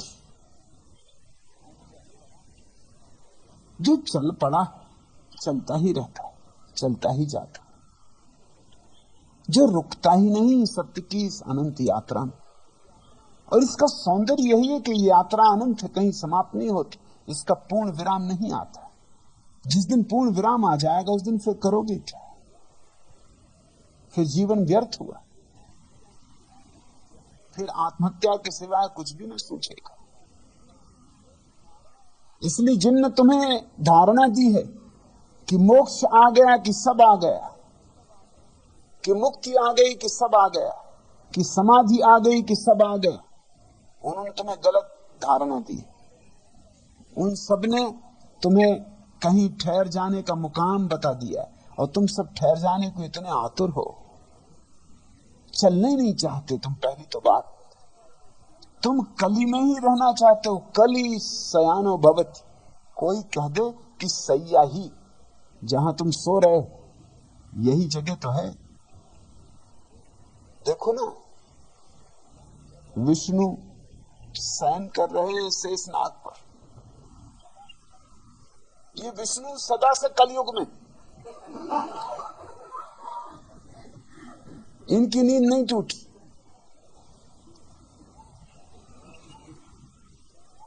और वो जो नाग है वो हजार हजार फनों से उनकी रक्षा कर रहा है। बड़ी जहरीली रक्षा है। वो इन्हें उठने भी नहीं देगा। उठे कि उसने फुफकारा, कहां जाते, लेट रह, बच्चा कहां जाते। ये सैया कोई छोड़ने वाली नहीं। और अगर किसी तरह इनसे बच भी जाए तो लक्ष्मी मैया वो पैर दबा रही। सावधान उन लोगों से जो पैर दबाते, क्योंकि दबाते दबाते वो गर्दन दबाएंगे।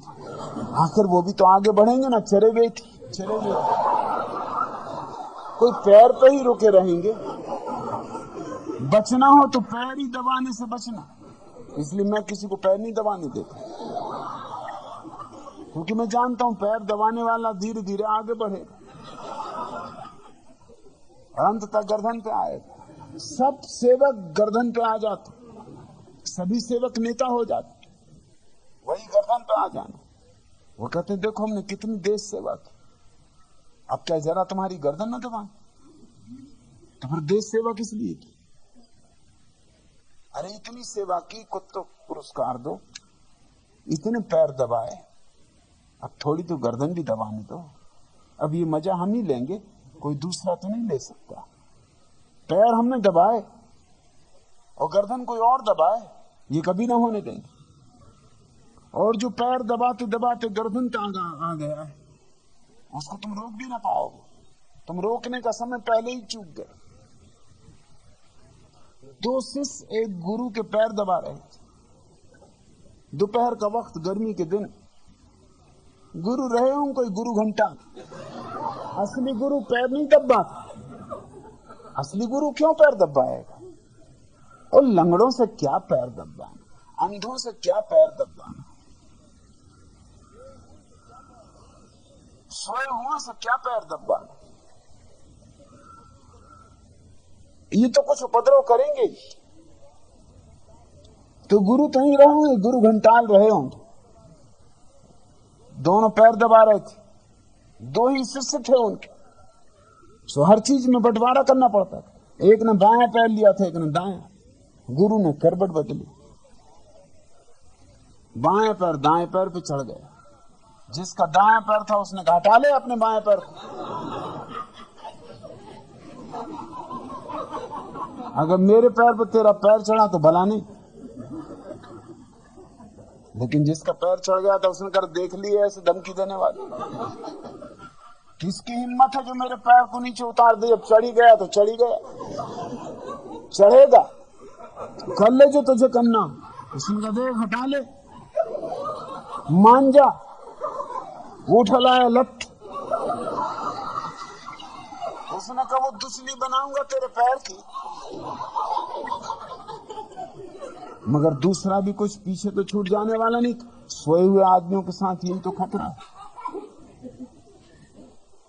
दूसरा तलवार उठा लाया। उसने कहा हाथ लगा, लकड़ी चला मेरे पैर पर और देख तेरे पैर की क्या गति होती है, एक ही झटके में फैसला कर दूंगा।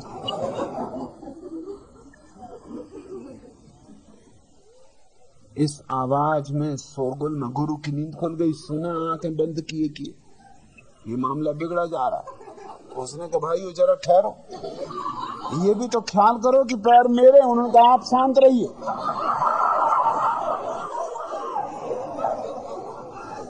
आपको बीच बीच में बोलने की कोई जरूरत नहीं। जब बंटवारा हो चुका तो हो चुका। ये इज्जत का सवाल। आप शांत रहो। यही हालत विष्णु का होगा। इधर सांप फनफना रहा, उधर लक्ष्मी मैया पैर दबाते दबाते जमाने हो गए, गर्दन तक तो पहुंच ही गई होंगी, वो गर्दन दबा रही होंगी। विष्णु उठ भी नहीं सकते, वो कली काल में ही। और वही तुम्हारे अवतार बनते, वही कभी राम बन जाते, कभी परशुराम बन जाते, वही कभी कृष्ण बन जाते। उनका धंधा एक ही। यूं समझो कि असलियत में तो वहीं रहते अपनी सैया पर, पता नहीं कौन उनकी जगह नाटक कर जाता। ये सब नाटक चेटक चल रहा है। ये एक ही आदमी भारत की छाती पे चढ़ा हुआ है और वो सैया पे सो रहा है। कलयुग जारी, सदियों से जारी, इसको तोड़ने का समय आ गया है। उठो, निद्रा छोड़कर बैठो, उठकर खड़े हो जाओ और फिर चलो। जो चल पड़ता वही कृतयुग बन जाता। इसलिए मैं तुम्हारे इन सारे धर्मों की धारणाओं का स्पष्ट विरोध करता हूं, जो कहते हैं आज कोई तीर्थंकर नहीं हो सकता। तीर्थंकर होने का किसी समय से कोई संबंध नहीं। जैन कहते हैं तीर्थंकर 24 ही हो सकते, वो हो गए। अगर 24 ही हो सकते, समझ लो, ये भी मान लो। एक जैन मुनि से मेरी बात हो रही थी, कहते थे 24 ही हो सकते। मैंने कहा चलो ये भी मान लो। तो जो 24 हुए, यही वो 24 थे, इसका कोई प्रमाण? इनमें हो सकता है एक भी असली ना हो, और अभी 24 होने को प्रमाण क्या है इनकी 24 होने का? ये भी मान लो कि 24 ही हो सकते हैं। चलो कौन झगड़ा करे, 24 25 कोई भी संख्या चले, मगर यही 24 थे। महावीर ही 24 में थे और ऋषभदेव ही पहले थे, ये क्या पक्का? ऋग्वेद में ऋषभदेव का नाम, तो जैन घोषणा करते हैं कि हमारा धर्म ऋग्वेद से पुराना, मगर हिंदू दयानंद जैसे व्यक्ति ये मान नहीं सकते। वो ऋषभदेव को ऋषभदेव पढ़ते नहीं, वो पढ़ते हैं वृषभदेव। सांड, नंदी बाबा, वो ऋषभदेव को ऋषभदेव मानते नहीं, वो वृषभदेव मानते। अब वृषभदेव तुम्हारे पहले तीर्थंकर थे, ये जैन मानने को राजी न हो रहा। और क्या सबूत कि जो प्रथम था वो कोई छाती पे लिखवा के आया था, कोई सर्टिफिकेट प्रमाण पत्र लेके आया था। मेरी आलोचना निरंतर अखबारों में की जाती कि मैं स्वघोषित भगवान। मैं तुमसे पूछता हूं, तुम्हारा कौन सा भगवान था जो सर्टिफिकेट लेके आया था? अगर मैं स्वघोषित हूं तो कौन था जो स्वघोषित नहीं था? आखिर महावीर का दावा खुद का दावा था। महावीर के समय में 8 और लोग थे जो दावेदार थे। ये और बात है कि वो 8 हार गए महावीर से तर्क में, मगर इससे ये सिद्ध नहीं होता कि जो तर्क में जीत गया था, जो वकालत में जीत गया था, वो असली था। और तर्क में ही जीतना हो तो मुझे कोई अड़चन।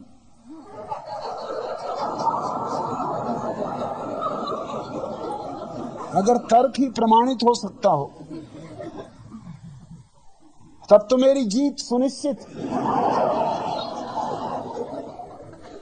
तर्क का तो बखिया मैं अच्छी तरह उखेड़ सकता हूं, इसमें मुझे कोई अड़चन नहीं। तुम्हारे बड़े से बड़े तार्किकों की धज्जी उड़ाई जा सकती, इसमें कुछ भी नहीं। इनको चारों खाने चित्त करने में कोई अड़चन नहीं, क्योंकि इनके तर्क भी पिटे पिटाए हैं और पुराने।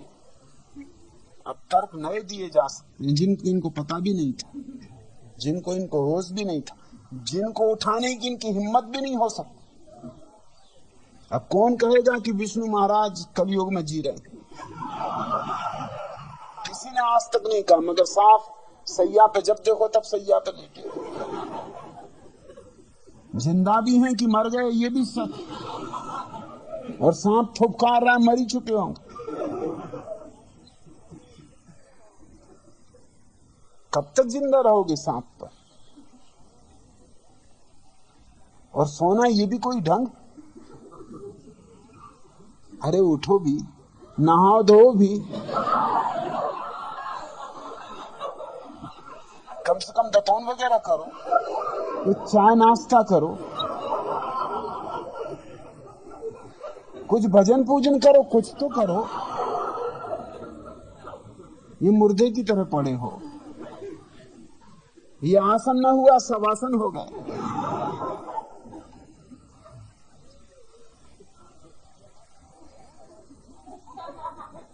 कौन लेके आया था प्रमाण पत्र? महावीर के समय में संजय बेलट पुत्र था जो कह रहा था मैं 24वां तीर्थंकर। उसका कसूर अगर कोई था तो एक ही था कि वो आदमी जरा दीवाना था और मस्त था। महावीर जैसा नियमबद्ध नहीं था, इसलिए भीड़ भाड़ इकट्ठी न कर पाया। मस्तों का वो दुर्भाग्य, उनकी मस्ती के कारण भीड़ उनके पास इकट्ठी नहीं हो सकती। कुछ मस्त इकट्ठे हो सकते। संजय बेलटी पुत्र जोरदार बातें कहता, जैसे महावीर ने कहा कि 7 नरक होते हैं, उसने कहा गलत, ये 7 तक ही गए होंगे। अरे 700 नरक है, मैं सब पूरी आखिरी छानबीन कराया, और 700 ही स्वर्ग है। ये 7वें स्वर्ग तक गए होंगे, इसलिए बेचारे 7वें तक की बातें कर, जो जहां तक गया वहां तक की बात कर। मैंने ऊपर से नीचे तक सब छानबीन कर डाली। ये मस्ती में कही हुई बात, ये मजाक कर रहा है कि क्या बकवास लगा रखी 7 की, और फिर 7 की ही बात हो तो 700 की क्यों ना हो? अरे फिर कंजूसी क्या? संजय बेलटी पुत्र मस्ताना आदमी था, मक्खली गोसालक दावेदार था कि मैं असली 24वां तीर्थंकर। वो महावीर का पहले शिष्य था। फिर देखा उसने, जब महावीर हो सकते हैं 24वां तीर्थंकर, तो मैं क्यों नहीं हो सकता? सो अलग हो गया और उसने घोषणा कर दी। महावीर को स्वभावतः नाराजगी तो हुई कि मेरे शिष्य 12 साल मेरे साथ रहा और मेरी ही बातें करता और मेरे ही खिलाफ दावेदारी करता।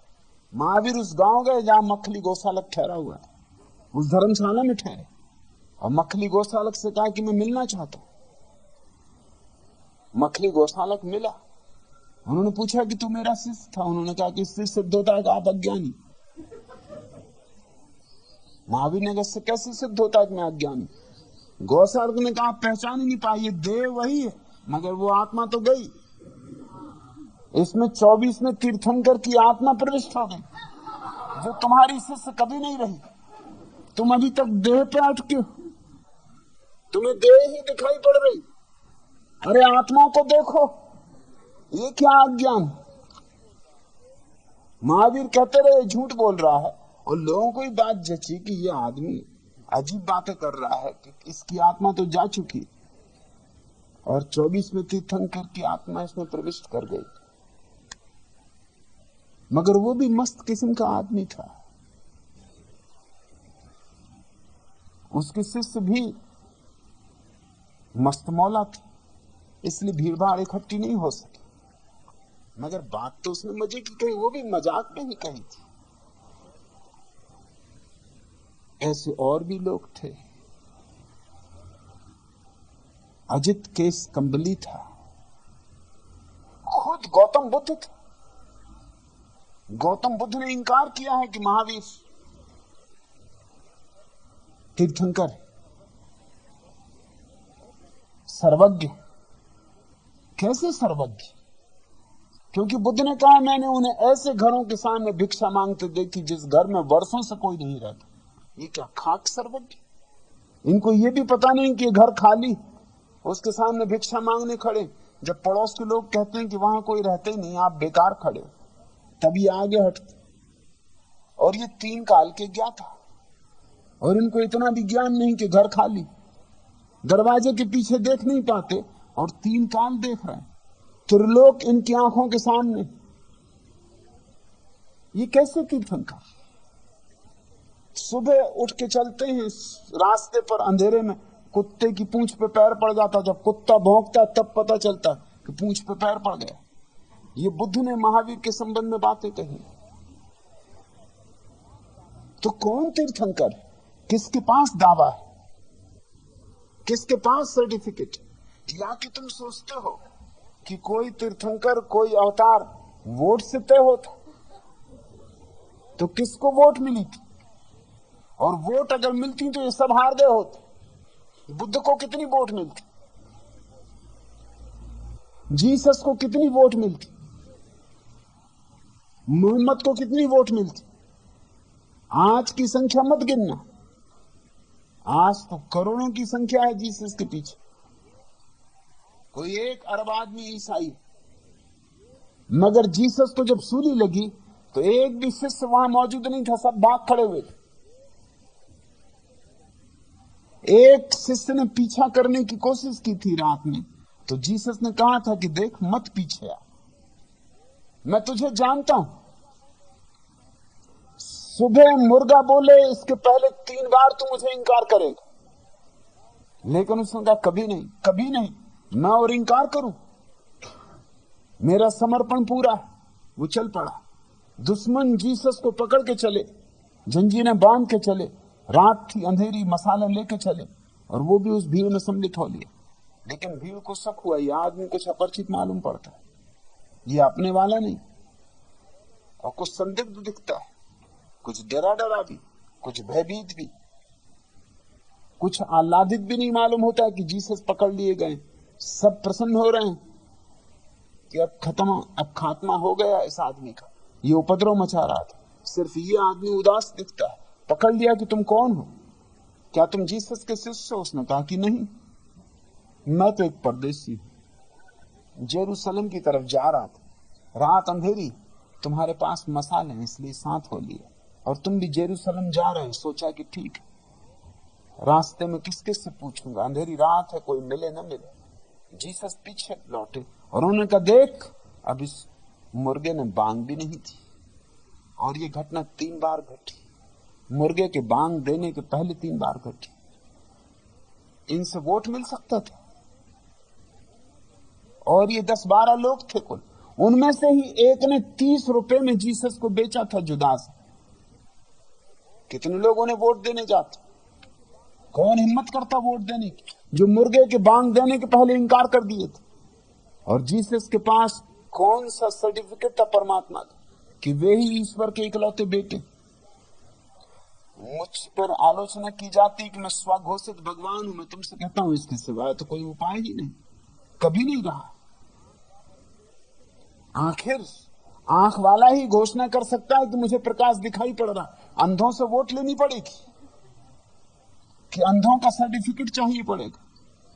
मैं जब विश्वविद्यालय से उत्तीर्ण हुआ तो मैं प्रथम कोटि में विश्वविद्यालय में प्रथम आया था। स्वभाव तो मुझे निमंत्रण मिला शिक्षा मंत्रालय से कि अगर मैं चाहूं तो मेरे लिए पहला अवसर है प्रोफेसर हो जाने का। मैं गया, मैंने कहा ठीक, आपका निमंत्रण आया, मैं राजी हूं। उन्होंने कहा लेकिन कागज पत्र आप सब ले आए हैं? मैंने कहा ये रहा सर्टिफिकेट जो जाहिर करता है कि मैं प्रथम श्रेणी में प्रथम आया हूं। और क्या चाहिए? उन्होंने कहा चरित्र का प्रमाण पत्र चाहिए। मैंने कहा ये जरा मुश्किल। उन्होंने कहा क्यों, इसमें क्या मुश्किल? क्या आप अपने विश्वविद्यालय के उपकुलपति का चरित्र का प्रमाण पत्र नहीं ला सकते? मैंने कहा ला सकता हूं, लाने में कोई अड़चन नहीं। आ रहा था तो उन्होंने मुझसे कहा था, लेकिन मैंने इनकार किया क्योंकि मैं उनको चरित्र का सर्टिफिकेट नहीं दे सकता। तो उनसे मैं कैसे चरित्र का सर्टिफिकेट लूं? शराबी, कबाबी, वैश्यगामी, कौन से गुण हैं जो उनमें नहीं? उनसे मैं क्या चरित्र का सर्टिफिकेट लूं? मैंने उनसे पूछा आप सोचते हैं आपसे मैं चरित्र का सर्टिफिकेट ले सकता हूं? पहले आप ये तो पूछो कि मैं आपको चरित्र का सर्टिफिकेट दे सकता हूं। सो बात वहीं बिगड़ गई।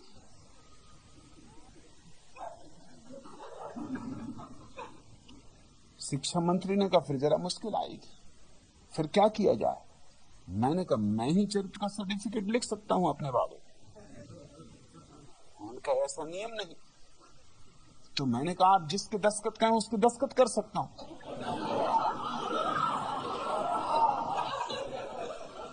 उन्होंने कहा ये कैसे होगा? मैंने कहा ये आप कार्बन कॉपी समझे, और जिसके दस्तखत मैं करता हूं उससे दस्तखत मैं ले लूंगा, मूल कॉपी मेरे पास रहेगी। आप मूल कॉपी चाहेंगे तो मूल कॉपी आपको ला के दे दूंगा। तो मेरे प्रोफेसर थे डॉक्टर एस के सक्सेना, उनके नाम से मैंने सर्टिफिकेट लिख दिया। शिक्षा मंत्री थोड़े हिचके बिचके, मगर मेरा रंग ढंग देख के उनको समझ में आ गया कि इस आदमी से झंझट लेना ठीक भी नहीं। उन्होंने सर्टिफिकेट रख लिया, मुझे नौकरी भी मिल गई। मैंने डॉक्टर एस के सक्सेना से जाके कहा कि ये मेरा सर्टिफिकेट है, आपके दस्तखत मैंने किए हैं, आप इसकी मूल प्रति बना दें। उन्होंने कहा जिंदगी हो गई मेरी सर्टिफिकेट लिखते, मूल प्रति पहले बनाई जाती है, फिर उसकी सर्टिफाइड कॉपी होती है। मैंने कहा मेरे साथ कोई नियम काम नहीं करता।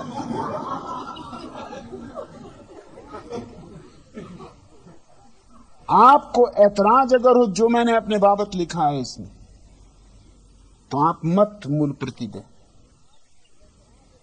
आप सर्टिफिकेट पढ़ लें।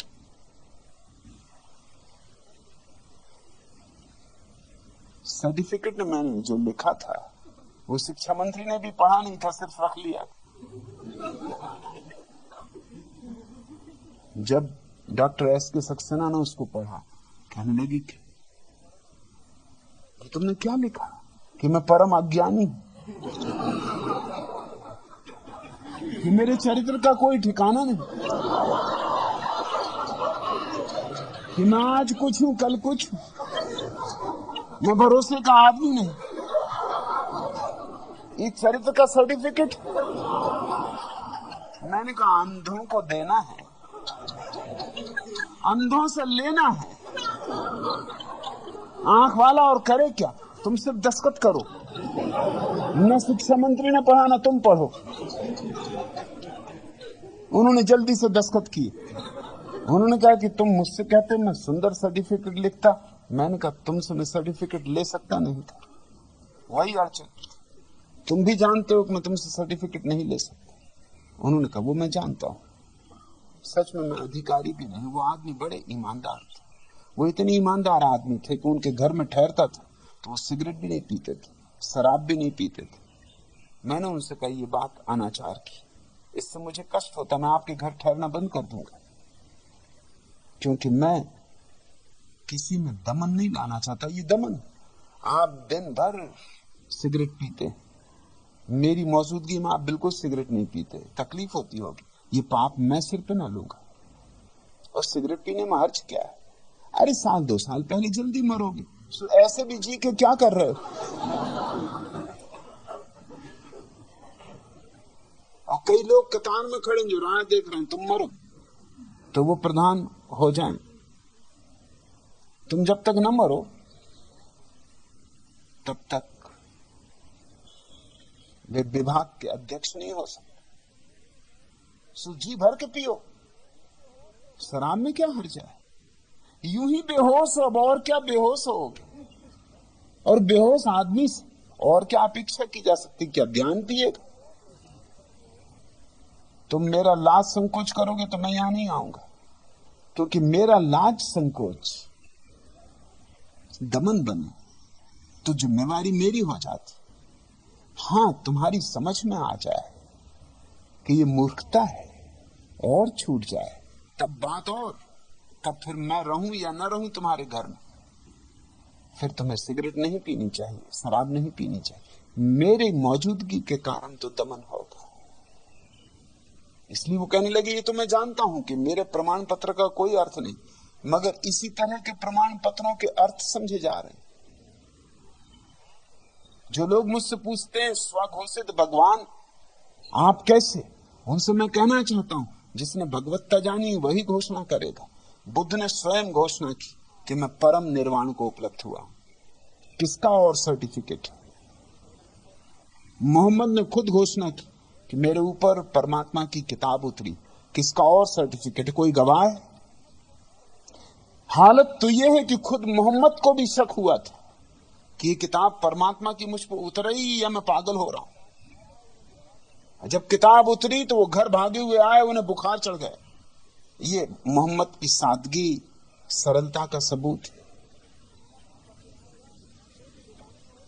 उन्होंने अपनी पत्नी से कहा कि जितनी भी दुलाइयां हों घर में सब मेरे ऊपर डाल दे, मुझे कुछ हो गया है, या तो मैं सन्निपात में हूं, क्योंकि मुझसे ऐसी बातें निकल रही हैं जो मेरी नहीं, मैंने कभी सोची नहीं। ऐसी सुंदर आयतें मेरे भीतर गूंज रही, ऐसे सुंदर गीत जो निश्चित ही मेरे नहीं, जिन पे मेरा कोई हस्ताक्षर नहीं।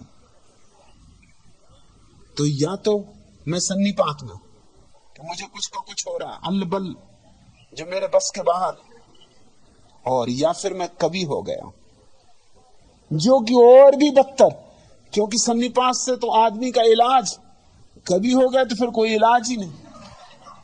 जहां न पहुंचे शशि वहां पहुंचे कवि, इनका तो कुछ हिसाब ही नहीं। लेकिन आयशा उनकी पत्नी ने कहा कि मुझे कुछ कहो, क्या हो रहा तुम्हारे भीतर? मोहम्मद ने अपनी पहली आयतें सुनाई। आयशा ने कहा तुम भूल में। आयशा उनसे उम्र में बहुत बड़ी थी, इसलिए कभी कभी अपनी उम्र से ज्यादा उम्र की स्त्री से शादी करना फायदे की बात है। काफी बड़ी थी।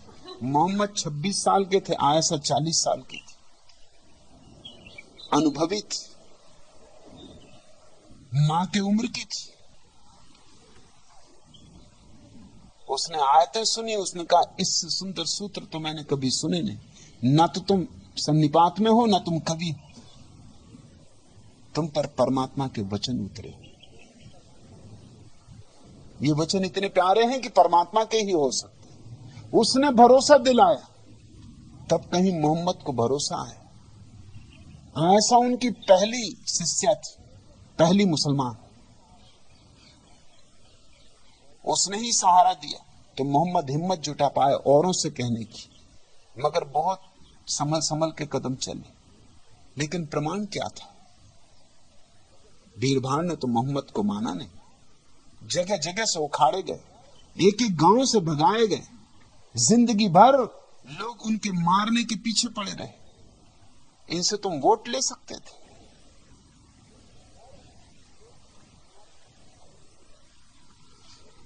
मेरे जैसे व्यक्ति को तो अपनी घोषणा स्वयं ही करनी होगी, और मेरे जैसे व्यक्ति को पचाना केवल थोड़ी सी छाती वाले लोगों की बात हो सकती है। इसलिए मैं तुमसे कहता हूं, ये सूत्र मैंने ही कहा होगा। ये सूत्र और कौन कहेगा? ये सूत्र बिल्कुल मेरे हृदय की आवाज, ये मेरी आयत। कली सयानो भवति संजीहानस्तु द्वापरा उत्तिष्ठित स्त्रेता भवति कृतम संपदये चरम चरे वेदी चरे वेदी। दूसरा प्रश्न,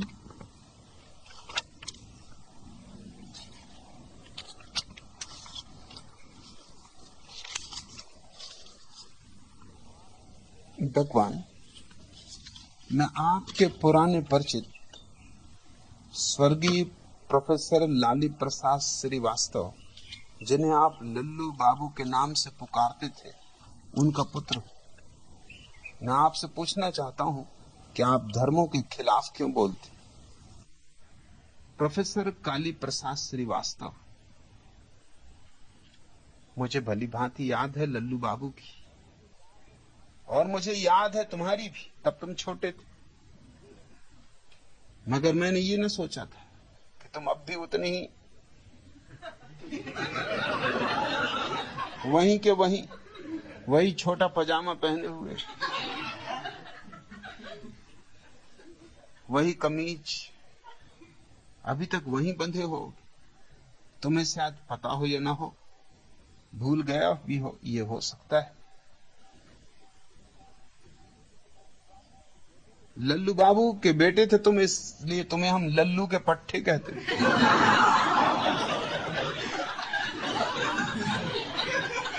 अब मतलब तुम समझ लो लल्लू के पट्टे का मतलब क्या हो।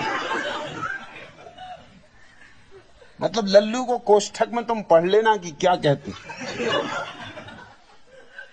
तुम अभी भी वही मालूम होते हो। प्रश्न भी पूछा तो क्या पूछा कि आप धर्मों के खिलाफ क्यों बोलते? अभी अभी बोला वह धर्म के खिलाफ था। धर्मों के खिलाफ बोलता हूं क्योंकि धर्म के पक्ष में हूं। धर्म का बहुवचन हो ही नहीं सकता, धर्म का एक वचन ही हो सकता है। इसलिए धर्म पर कोई विशेषण नहीं हो सकते। हिंदू, मुसलमान, ईसाई, जैन, बौद्ध, इनके खिलाफ मैं बोलूंगा, और इनके खिलाफ मैं अपनी छुरी पर रोज धार रखता हूं। खाली समय में वही काम करता हूं, छुरी पे धार रखता हूं। ये विशेषण काट डालने, तब जो बच रहेगा वह धर्म होगा, धार्मिकता होगी। धर्मों के खिलाफ बोलता हूं क्योंकि धर्म से मुझे प्रेम, और धर्मों ने धर्म की हत्या कर दी।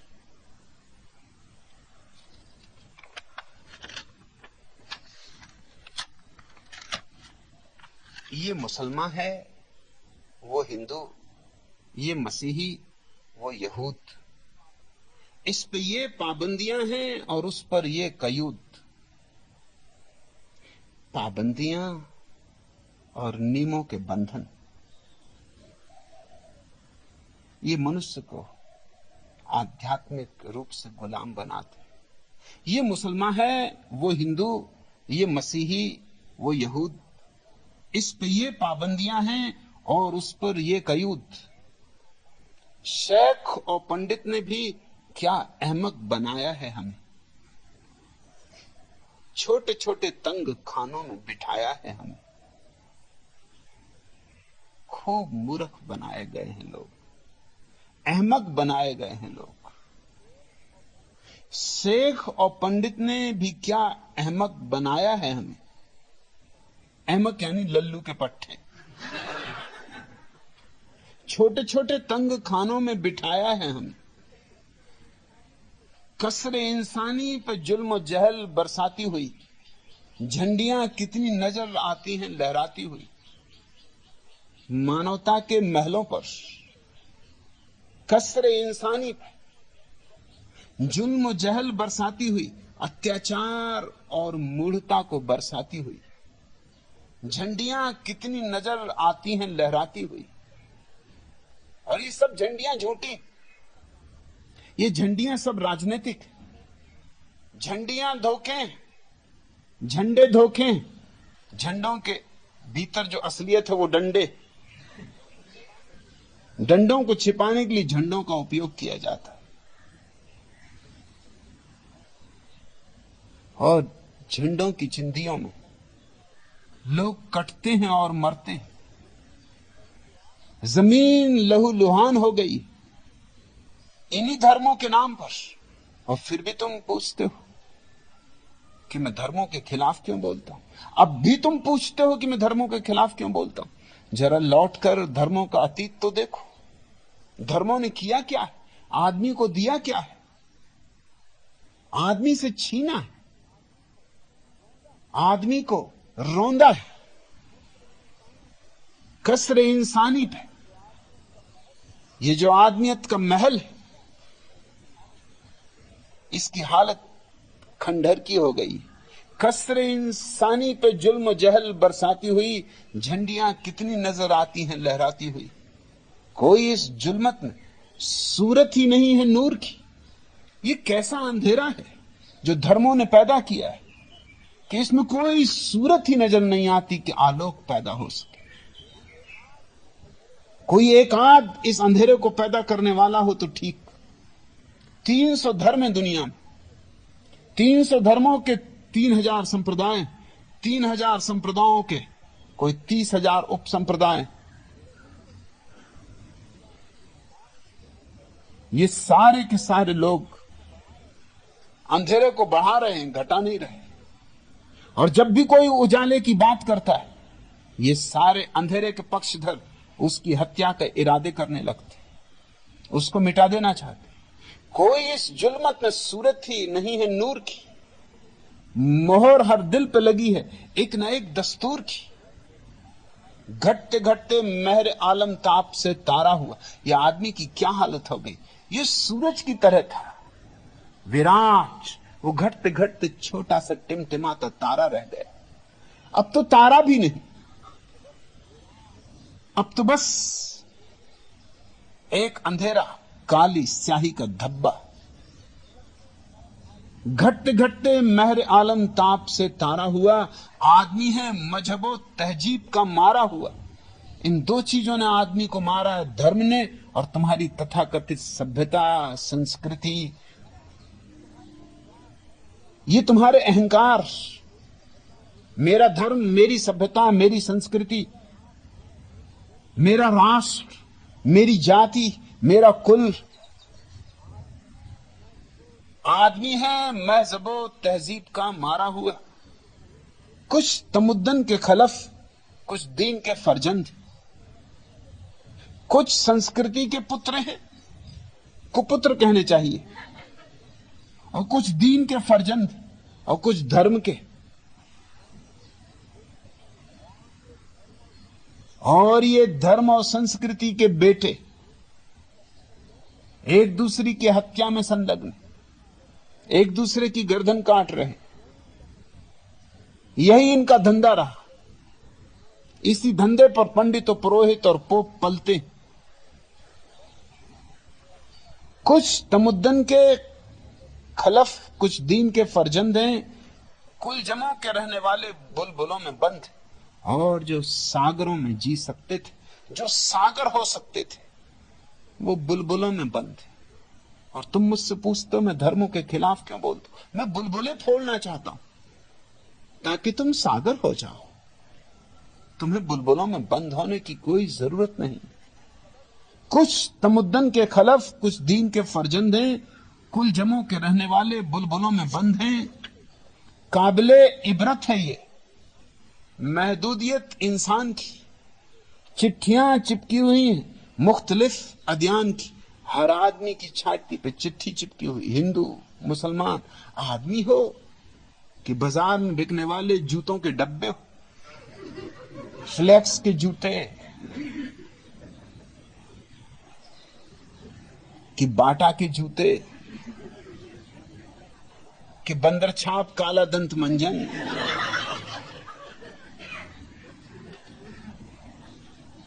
क्या हो तुम, आदमी हो या सामान? हर आदमी के ऊपर लेबल लगा हुआ है। फिर रहा है आदमी भूला हुआ, भटका हुआ, एक न एक लेबल हर एक माथे पे है लटका हुआ। आखिर इंसान तंग सांचों में ढला जाता है क्यों? आखिर इंसान तंग सांचों में ढला जाता है क्यों? आदमी कहते हुए अपने को शर्माता है क्यों? क्यों कहते हुए हिंदू अपने को? क्यों कहते मुसलमान? क्यों जैन? क्यों ईसाई? क्यों सिंधी? क्यों पंजाबी? क्यों गुजराती? क्यों मराठी? कितने पागलपन है तुम्हारे। पागलोपनों के भीतर और पागलपन, उनके भीतर और पागलपन, कोई अंत नहीं। डब्बों के भीतर डब्बे, डब्बों के भीतर डब्बे। एक डब्बा खोलो तो दूसरा डब्बा निकल आता है, उसे खोलो तो तीसरा डब्बा निकल आता। कोई अंत ही नहीं मालूम होता डब्बों का। आदमी हो कि डब्बे हो। आखिर इंसान तंग सांचों में ढला जाता है क्यों? आदमी कहते हुए अपने को शर्माता है क्यों? क्या करे हिंदुस्तान, अल्लाह की ये भी है देन। चाय हिंदू, दूध मुस्लिम, नारियल सिख, बेर जैन, अपने हम जिनसों के कीने से भला क्या फायदा? टुकड़े टुकड़े होके जीने से भला क्या फायदा? अपने ही जैसे संगी साथी मनुष्यों से द्वेष करने से क्या मिलेगा? धर्म प्रेम है, और जैसे ही धर्मों में उलझे कि प्रेम समाप्त, द्वेष शुरू। धर्म दोस्ती है, और धर्मों में सिवाय दुश्मनी के और कुछ भी नहीं। अपने हम जिनसों के कीने से भला क्या फायदा? टुकड़े टुकड़े होकर जीने से भला क्या फायदा? मैं धर्मों के खिलाफ इसलिए बोलता हूं कि आदमी को टुकड़े टुकड़े नहीं देखना चाहता हूं, और आदमी जब तक टुकड़े टुकड़े है तब तक आदमी के जीवन में सूरज नहीं उग सकता है। अब तुम यहां आ ही गए प्रोफेसर काली प्रसाद श्रीवास्तव उर्फ लल्लू के पट्टे। कुछ काम की बात पूछो। ये पजामे जो तुम पहने हो छोटे पड़ गए, ये कमीज बड़ी छोटी पड़ गई, इसमें बंधे रहने से क्या फायदा? इन जंजीरों से मुक्त हो। और जब यहां आ गए, जब इतनी दूर चल के आ गए, तो कुछ यहां का रस पी के जाओ। वाइजे मोहतरम, वाइजे मोहतरम, इस तरह आपका वादा खाने में आना बुरी बात है। आ गए हैं तो फिर थोड़ी पी लीजिए। बिन पिए लौट जाना बुरी बात है। तेरा कहना सर आंखों पे ए नासेहा, उनका पीना पिलाना बुरी बात है। पर करे रिंद क्या, पर करे रिंद क्या, छाई हो जब घटा, फिर न बोतल उठाना बुरी बात है।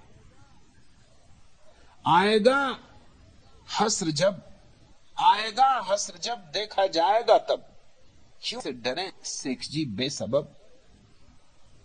हैं बड़े कीमती उम्र के 4 दिन, इनको यूं ही गमाना बुरी बात है। घूंट दो घूंट पीकर मचल जाए जो, वादनोशी की हद से निकल जाए तो, ऐसे कमजोर मैकस को ए मैकसो, साथ अपने बिठाना बुरी बात है। वाइजे मोहतरम, इस तरह आपका वादा खाने में आना बुरी बात है। आ गए हैं तो फिर थोड़ी पी लीजिए, बिन पिए लौट जाना बुरी बात है। यहां आ ही गए, ये तो मधुशाला है। यहां तो रस्सो घूम मची है। यहां तो परमात्मा को पीना है। यहां सड़े गले धर्मों को थोड़ी ढोना। जब जीवंत सत्य मिल सकता हो, जब स्वच्छ जल की धार बह रही हो, तब क्यों डबरों की बात उठाना, क्यों सड़े गले कीचड़ की बात उठाना? मगर हमारे दिमाग वहीं उलझे। तो आ भी जाते हैं बहुत लोग और वंचित चले जाते, उसमें मेरा कोई कसूर नहीं। ये बात कुछ ऐसी है कि पियोगे तो ही जानोगे। ये बात कुछ ऐसी है कि जियोगे तो ही जानोगे। ये बात कुछ कहने की, ये बात कुछ बतलाने की नहीं। ये बात तो रिंदों की, पियक्कड़ों की, मैकसों की। ये तो शराब है परमात्मा की। जिसने पी ली फिर सब शराबें झूठी पड़ जाती। जिसने पी ली फिर सब शास्त्र झूठे पड़ जाते। जिसने एक बूंद भी चख ली उसने सागर का राज पा लिया। मैं धर्म का पक्षपाती हूं, इसलिए धर्मों के विरोध में हूं। संभव है आज दिन।